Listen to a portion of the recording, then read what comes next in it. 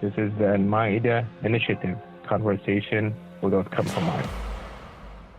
That is not sacred, revered, yeah, respected, okay, respected. I think that's what he wanted. He wanted to be respected. He wanted to be heard. He needed to be respected. He needed to be heard. But, you know, sometimes the reverence is so great that it borders on worship. And that, I think, is a great concern. In the sense that, you know, Jesus is the object of worship in Christianity. That, I think, is a subject of concern. It's, to me, these are very, very human documents. The Bible and the Quran are inspired, most definitely, obviously, right? Written by men, written down by men, right?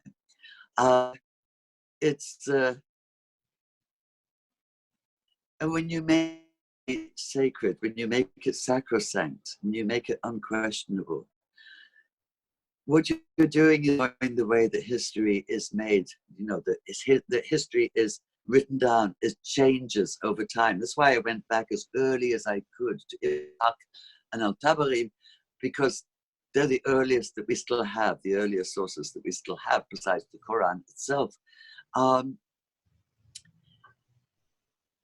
You know, there have been so many changes made over time, so many changes in the hadith made over time, so many changes in the way they are interpreted over time. And just take how the into being, hijab and niqab came into being. And we talk about things changing over time. You know the story. There were so many people coming to Muhammad's basically hut right at the side of the mosque in Medina, that they were just crowding in there and there was no privacy. So a revelation came down, hang a curtain, right? It was curtain, right? So as the, you know, the wives would have some privacy, went about with it, you know. Person after person after person after person after person coming to him for advice, for directions, and so on and so on. And over time, what happened? And this is what there was nothing in the Quran about women veiling, or even about hijab. It says that both men and women shall dress modestly. That's what it says. Precisely what it says and more. But what happened over time was that the curtain became smaller, smaller, and smaller until it became a face curtain, basically. And those kind of curtains marks in the Middle East at the time of high rank.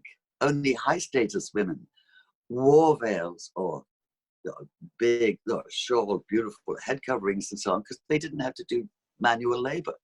And you try doing manual labor or dressed up like that and so on. It's hard, right? So it became a status thing. And then over the years, it got interpreted more and more literally. Just the problem is literalism, you know.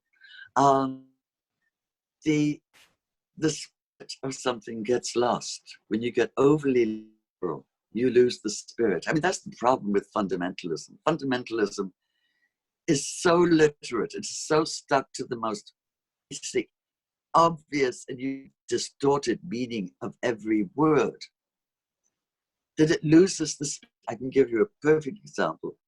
And it's an example that comes up in translation. And that's when it says Quran, is a few times, it talks about jihad fi sabilillah, right?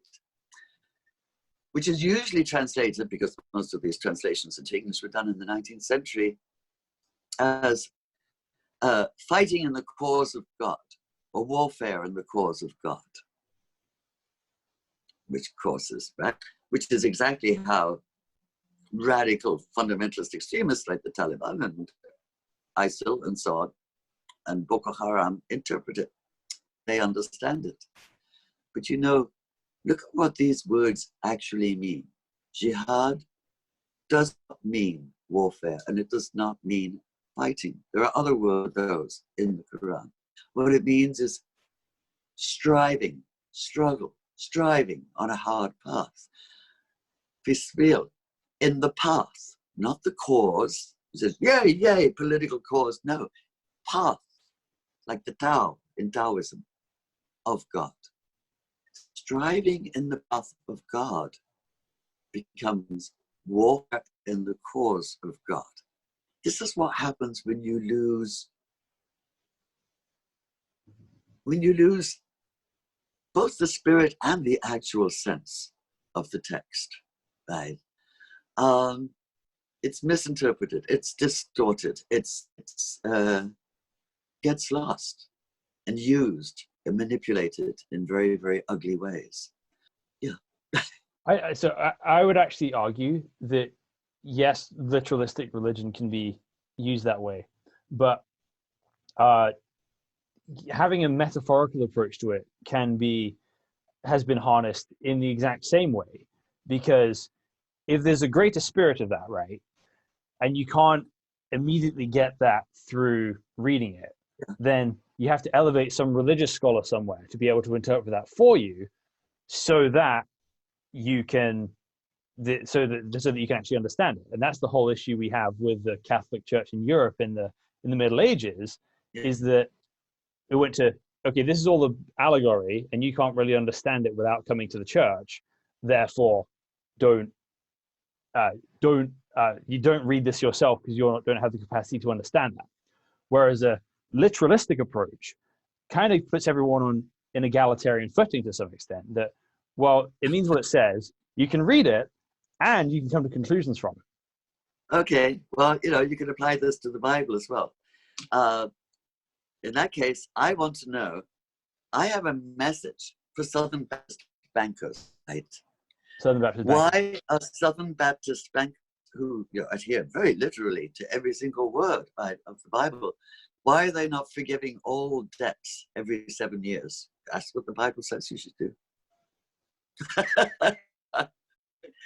It's a very strong argument for forgiving all debts every 7 years. In fact, there's a very good reason for this, and it has to do with the time that it was written, a spiral of debt that farmers were getting to and being turfed off their land and so on. But that doesn't concern the literalist. All that concerns the literalist. The literalist is not interested in context. And the Quran is all about context. The Quran is the voice of God speaking to Muhammad. God does not explain himself. God's God. Why should God explain himself? Herself, itself, whatever, right? Whatever pronoun you use. So to really understand the Quran, you have to know the context, and that's that.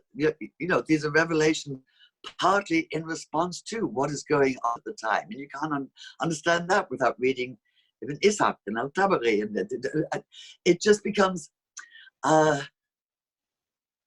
It's not self-explanatory. Neither is the Bible. Neither is the sacred text. Because what makes them enduring is their mystery, is the fact that they can be interpreted in so many ways, is the fact that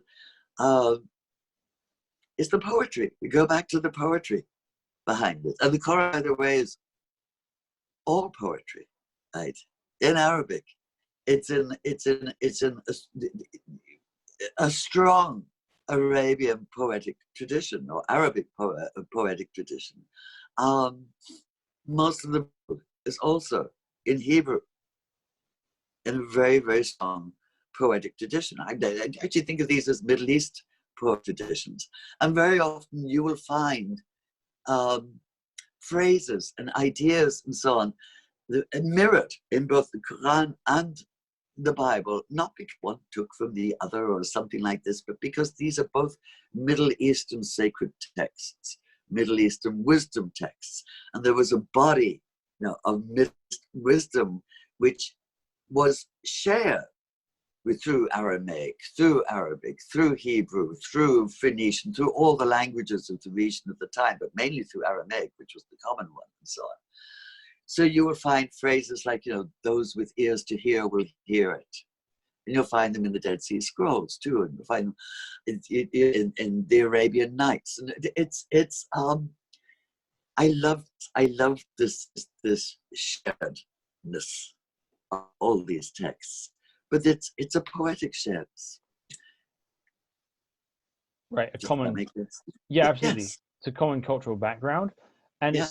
it seems like a lot of there's a lot of what's kind of going on in the Islamic world itself isn't so much a battle over interpretation, although that's there. The battle over context really seems to be behind all of this. Is this a response to this thing? Is this a response to this other thing?